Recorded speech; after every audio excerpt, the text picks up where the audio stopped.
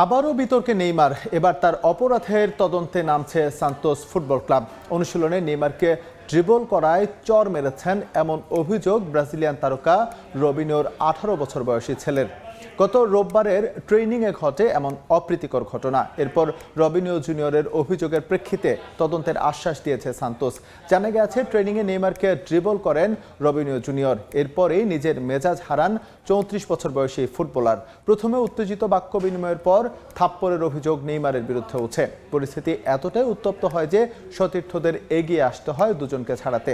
Brazilian সংবাদ মাধ্যম গ্লোবোর দাবি, এরই মধ্যে ক্লাবকে 3 শর্ত জুড়ে দিয়েছেন রবিনিও জুনিয়র, যেখানে অন্যতম নেইমারকে ক্লাব থেকে অব্যাহতি দিতে হবে। যদিও নিজের কৃতকর্ম নিয়ে এরই মধ্যে রবিনিওর পরিবারের কাছে দুঃখ প্রকাশ করেছেন নেইমার। তবে ক্ষমা চেয়ে পার পাচ্ছেন না এই ফুটবলার।